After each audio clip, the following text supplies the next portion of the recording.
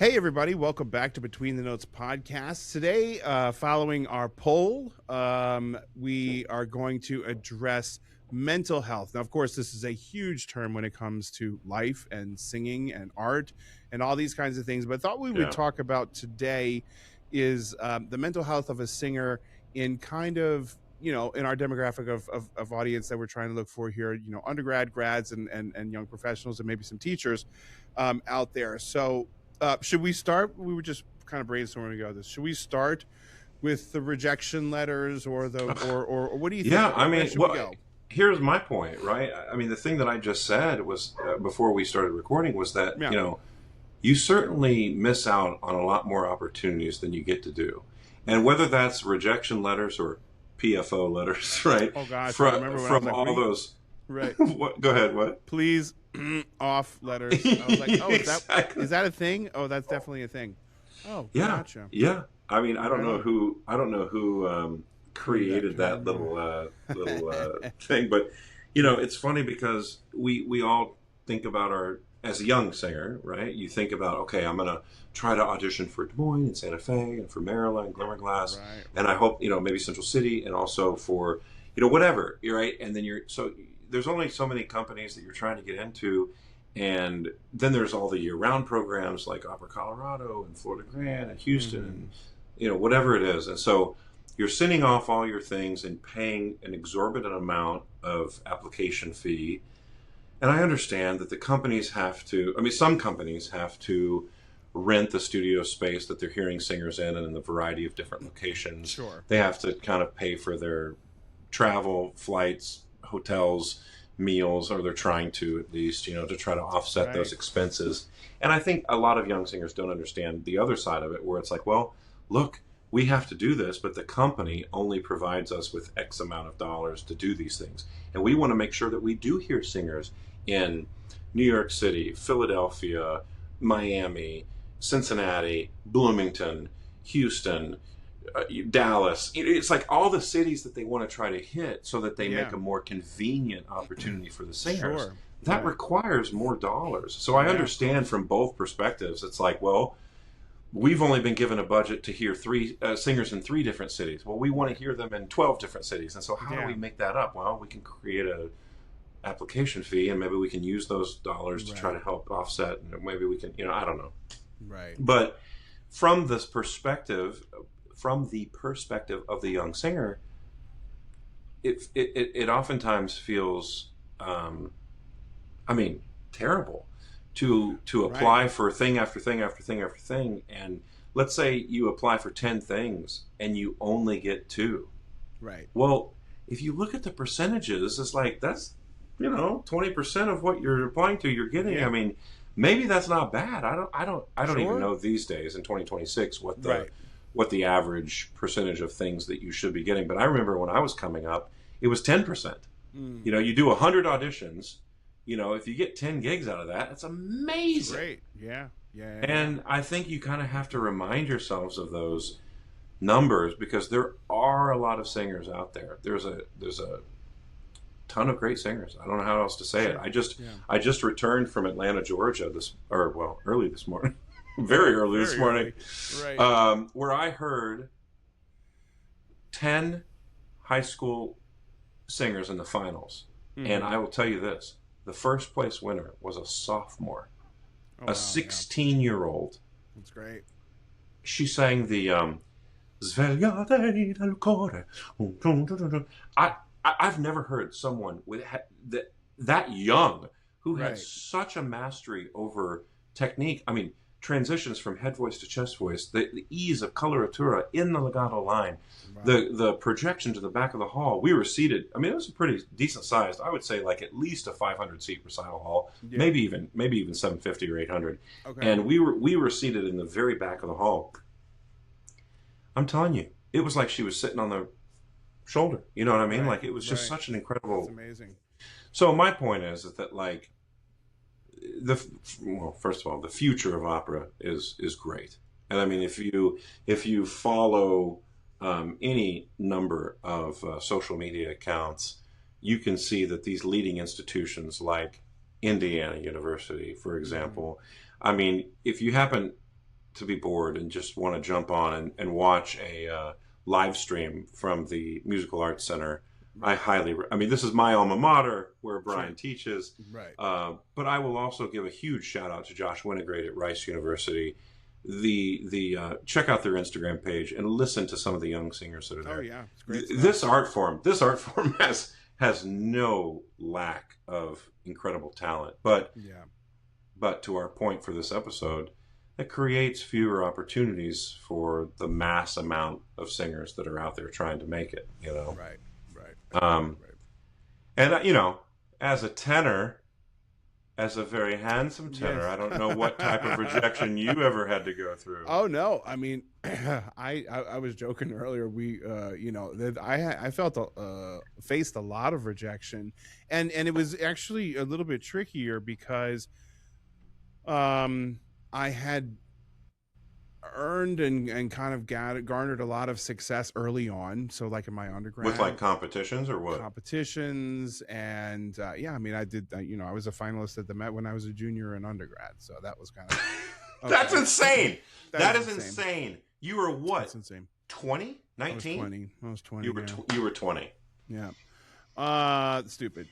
But nobody, none no one told you that it was stupid at the time, right? It was just I don't think anybody expected me to get that far. I thought we had, a decent chance, kind of, okay, probably go past the districts and maybe make it to the regionals. But when you're only talking about one singer who goes from the regionals to the semifinals. Oh, you were in the Gulf Coast region. Right? Yeah. From New Orleans. Yeah. Yeah, and so I thought that, they thought that. I mean, and literally at that time, I think it still kind of is, although the Puerto Rico district is now in on that too. It was really just a LSU and Loyola competition. No, everybody that's not true. Because the Houston region, or the Houston district, also went over to New Orleans for the regionals. No. Is that not true? I remember. Am I talking about the districts or the regionals? That's a good question, Brian. I remember that there were back-to-back days, and I remember if you did, that's true. I don't know. I thought you guys have your own region now. Texas is so big. Well, they do. They totally do now. Oh, okay. But I remember this Gulf Coast region back in the day. Right. I feel like it was like you had. Yeah, it was a big deal, and it was a bigger geographic area. But I don't know. Yeah. Anyway, so you did that, and this is leading to a story of rejection, I hope. Because that's what we're talking about. Yes. So you're gonna, as the tenor, you're gonna end up being, and I won, and it was amazing. I don't know what you guys. No, I was only a finalist. I didn't win. See. Oh, you were only a finalist. No, but here's the point: is that after that, I faced some of the competitions like George London and some of the other ones that I would go up to New York Opera Index. Ones that I was making it to the finals in that, kind of the senior year after, and the year after that, because I didn't go right into a master's program. I'd spend the money, fly up there, get in a hotel, go and sing the thing, the first round, and then I wouldn't even make it to the finals. Oh. So like I had gotten, and it was kind of like, what has happened?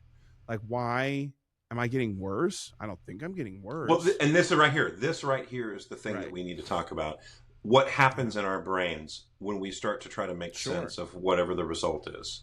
Right. And that is the issue. I think in some ways I was maybe not getting worse, but not growing, and my voice wasn't growing in the way that people had hoped. And I don't think in particular, excuse me, it was good. Well, and how do you do that? How do you make your own voice grow with the precision and in the timeline that other person or team of people? It's on the teacher, to be honest with you. I feel like it's on the teacher. Well, but it's also on the singer, right? Because the teacher can be encouraging and saying, "Listen, I want you to do this, this, and this week, okay? And when I see you next week, I want to make sure that you've done these things, okay?" And then let's say the student goes away and goes, "Oh, okay," and then they don't do that. I guess I was thinking about you and me and knowing that us. Okay. We are not those, nor I think have we ever been those kinds of students. That's exactly right. But I'm not gonna diminish the fact that there are a number of singers with incredible instruments who are out there that, for whatever reason, don't have the energy, don't have the inspiration, don't have the Sure. You know, I mean, whatever mental health issue they might be dealing with creates a barrier. And so Tuesday, Wednesday, Thursday, they were having really rough days and they weren't able to practice for the amount of Right. time that they were able to or wanted to. Right. And then their Right. teacher sees them the following week, or they go back and sing a month later for whatever, and the panel just goes, "This is not the progress we expected from Right. you." Right. And this is the point of this episode, is to talk about these things that are like affecting um, Yeah, singers in our the moment, but also motivation the and results yeah, and and the our motivation. Yeah. morale, I think, well, I mean, I think we were just saying that it's a beautiful day outside here in Bloomington as it is in Olathe.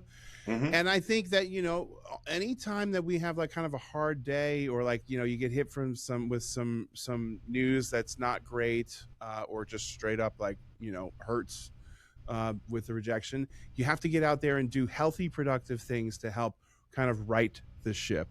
Yeah. Right. I think that, like, there are many things out there like alcohol or like other kind of substances that can encourage somebody to kind of Spiral downwards. spiral in, like, the negative impact loop, feedback loop, and just kind of things like this. It's just, Yeah. I think it's very important to start early habits of healthy stress relief, going to the gym, going I'm for telling a you right run. now, I just Yeah. sat outside with my wife in the Yeah. sunshine because it's Yeah. such a beautiful day. And it's like, I'm like, okay, let's do Feels this. so much better. It's amazing what getting outside Yeah.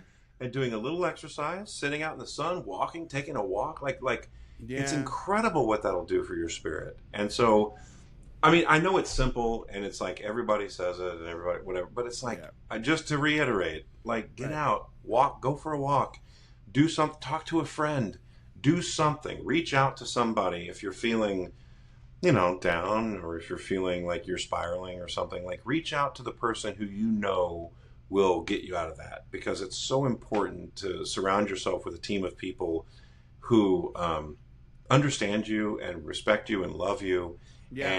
and that you can kind of be like, hey, I'm having a hard Right. time, I need some help, and they're like, okay, come on, hey, let's go for a walk together. We're going to be on the Right. phone. We're in 2 different cities, but I don't care. I'm going to go for a walk with you. Here we go. Right. You know what I mean? Right.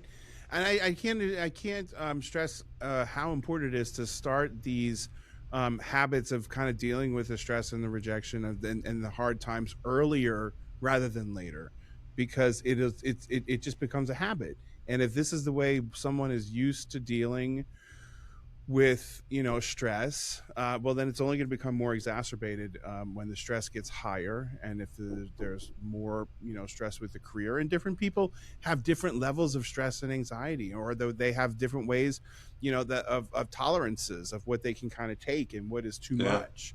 Yeah. And that can change, for sure. Absolutely. Absolutely. And, I will say that, like, I was a singer who naively experienced a great amount of success earlier on. So from the moment I was a sophomore in undergrad, I got into opera in the Ozarks, and then the next year as a junior I got into Des Moines Metro Opera as an apprentice, and then I transferred universities and I got into the National Opera Company, which no longer exists. It's now the A.J. Fletcher Opera Institute with North Carolina School of the Arts. But at the time, it was a standalone opportunity. That was like a 9-month opera gig. Right. And they provided housing, and you got $1,100 a month. And, I remember at the time leaving my undergraduate career. Before that, I got offered an opportunity to sing the role of Wagner in Faust with Yeah. Opera Illinois, conducted by Fiora Contino, directed by Michael Scarola, and the cast was like Cornell McNeil's son, Walter Yeah. McNeil was the Faust, Nova Thomas, who is Yeah. now at Rice University, was the Marguerite. My my current voice teacher at the time, Gerald Dolter, was the Valentin. Mikhail Shvetlov-Krutikov was the Mephisto. And then I sang Wagner. And it was just like, this was during my senior year of undergrad. Yeah. So it was just like, I had only decided to pursue singing 2.5, 3 years before this. Sure. Right? Sure. And already I was making my debut. and then getting accepted into these young artist training programs, very quickly followed by my time at IU, where I spent 2 summers at Santa Fe Opera, and then got into the Juilliard Opera Center. Right. And during those summers, spent a summer at Aspen, where you and I met, and then after that, spent 2 summers at Wolf Trap Opera, and actually right before we met in Aspen was when I signed with Columbia Artists. So I was with Tammy. That. Yeah. And so so for me, I went like, so it was like I had a huge trajectory, and then I don't know if it was just like companies being scared to hire someone with one hand. I don't know, and I do know that was the issue in the beginning, because I was told point blank, you need to get a prosthesis. There are some companies that will hire you if you have 2 hands. There are other companies that won't. I mean, I don't even know. So I struggled with that, and all of this to say that I think that it's important for young singers to understand that it doesn't matter what level of the career that you're at, you're dealing with some level of mental health, stress, issue, whatever. I am not currently at the level that my early on success would have suggested that I would be at, and sometimes that has an issue. I have an issue with that. Because my best friends who I came up with are people who are regularly singing at the Met, La Scala, Dresden, Munich, all these places, and I want to be singing there too, and I have yet to sing in those places. I'm not giving up hope by any stretch of the imagination, and I'm always trying to produce the best product that I can. But I think that some things are only within the grasps that we are able to control, and we have to surround ourselves with a team of people who are always, how would you say this? With our best interests at heart. Absolutely. Right? Absolutely. And whether we're talking about our partner, our manager, our coaches, our teacher, whoever. All of the above. Yeah. All of the above. But I the only reason I say all of this is just to let people know that, like, everyone struggles with the same. It's different levels, and it's different. It's like, but you're working and you're doing da-da-da.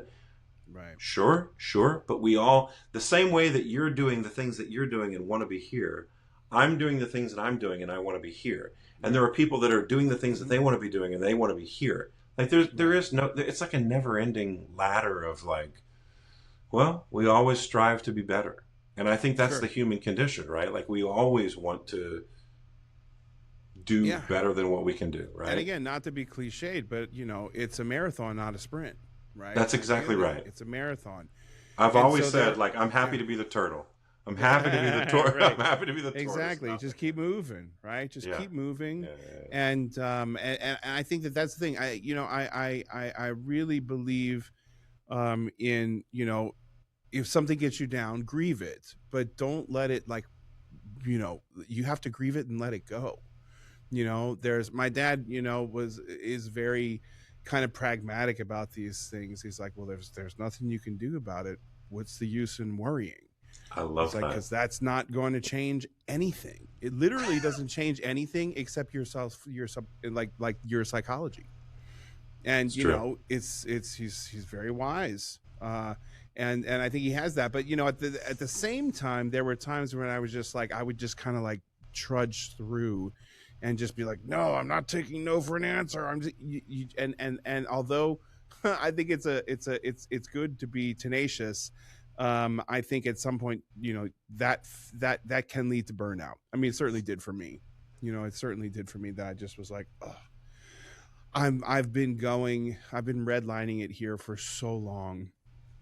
And 2 weeks off isn't gonna do it. Like I need some serious time to kind of like process, reset. And that's why people often say, take them. Hold on 1 second. Hold on 1 second. We need to take a break. So anyway, so getting back to that, I think that the again, just the healthiest way that we can deal with this. There's lots of people like you eat their feelings, drink their feelings, play cards their feelings away. these are all things that, okay, fine in the right side, but they can be dangerous, right?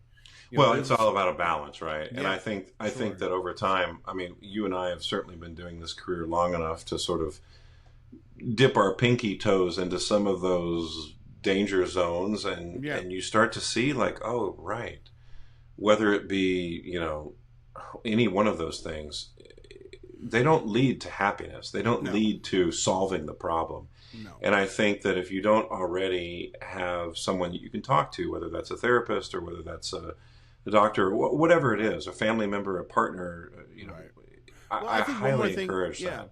I agree. I think one more thing that we can talk about is, and this is different, but also kind of ties in, is that there's a lot of like downtime that can be very lonely in this career, especially once it starts going. You And think? yeah, yeah, and the loneliness can breed, this kind of like, oh well, let me just do this, or let me pick up a bottle of wine. All of a sudden, it's like, Whatever oh, it that is. bottle of, Yeah. yeah, whatever it is.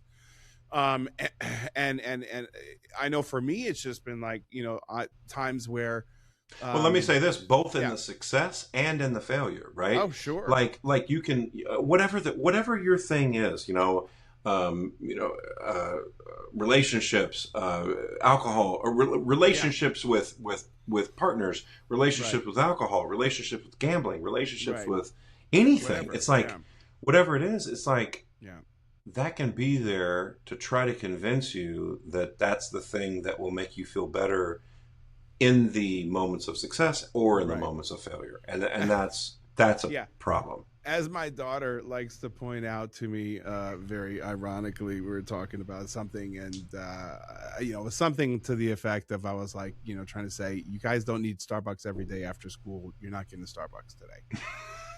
And my daughter, my eldest daughter, Ava, our eldest daughter, was like, well, that's rich coming from you, Daddy. You celebrate everything every day. And I was like, you know, is that such a bad thing? No, but I took her point. But the this kind of comes from the live every day kind of thing, because you never know what Yeah, could, happen down the road. down the road. But I mean, yeah, I mean, there's a difference between celebrating and this. But like, alcohol, I think it's just something that's just out there and around. Everybody wants to go have a beer or a drink after rehearsal, or there's a bar across the street from the stage door. I mean, it's like, Of and it's every opera fun. house everywhere. Yeah. And it's super fun because you can kind of like, it's a social time where you can go and de-stress, Sure. and get to know people and kind of just relax. But I mean, it's also loud as hell because you got a whole bunch of opera singers in there screaming at each other, plus Right. the regular people. And then it gets late, and then you start eating late, and then reflux becomes an issue. There's all kinds of things that, like, if one doesn't prioritize healthy habits, it's very easy to fall into convenience habits, which can be a little bit tricky, Yeah. you know. I will say So this. So, for those of you who don't know, everyone doesn't know this, but at the end of May, well, let's say this: every year, Brian's family and my family, we get together yeah, and we do a vacation, and we're yeah. we're getting together at the end of May. And apparently, our girls have already been talking about all the healthy snacks and healthy drinks that they want to have Oh, good. I'm poolside at our VRBO, I'm thrilled to and hear this. they've been talking about yogurt bowls with quinoa, Oh and my they've been gosh, talking about fruit salad. yeah, they really have. They've been talking about like drinks with fruit infused, da da da da da. So I'm very excited for that vacation Yeah, and for that. But to your point, I think it'll be great to have a more healthier approach to it. But I think the whole purpose behind this episode is to just let singers of all ages and yeah, experiences to understand that you're not alone in experiencing that feeling of grief or loss or success, sure, and it's on both spectrums, like I said. And right, I think it's important to keep all of it in perspective and to understand that there will be losses, there will be moments of grief and moments of like, why am I even doing this? I should quit. Oh yeah, my gosh, I am nothing. God, I suck so bad. It's like right, those right, thoughts are thoughts that we all have. And it's right, important for you as a young singer to understand that you're not the only one thinking like, God, I suck. Why am I even doing this? This is so stupid. I don't even know. right, I'm not any good. We all think if we could go through every opera singer's voice memos on their iPhones and hear what we say to ourselves when we're trying to Right. practice. God, why did I even sing like that? You're so stupid. Why not? It's like, Oh my God, that's hilarious. So I say that to just encourage you to give yourself a little bit of grace, to go outside, take a walk in the sunshine. Yeah. Think about the things that you do have in your life. Think about the things that are coming up and the opportunities that you do have an opportunity to create a positive experience for yourself. Do you have anything else to add to that? No, I think it's great. I mean, I love that we covered, these kinds of things, and I think that we'll kind of continue to touch on them in different seasons, because people get rejections from schools and they get rejections from summer programs and competitions and all these kind of stuff. So there's always going to be, kind of fresh fodder to talk about. There's always an opportunity to be rejected. But I think that this is a great episode. Thank you guys for joining us again. Tell your friends, like and subscribe, but really tell your friends if you guys talk about this with other singers and other people in the opera and voice industry. I think that will help spread. It opens up the conversation for a better. Because look, when we were coming up, none of us talked to our colleagues about how do you feel. Yeah, I feel so rejected. I don't even know if I should keep singing. Right. I don't know why. What happened? Well, I auditioned for such and such and I didn't get in. Right. Oh my God! Did you only hear that they were taking one person? Right. No. Right. You know what I mean? It's like you people are afraid to. Yeah, they're almost afraid to talk about it because, and then you realize, oh, geez, everybody's in the same boat, and nobody's thinking about it and feeling lonely, and really, we're really literally we're all feeling the same thing. Yeah. So, well, thanks again for joining us. Join us next week. We've got one topic left. Which is going to be the day of performance rituals, right? That's exactly right. I love it. I'm super looking forward to that. All right. Talk to you soon.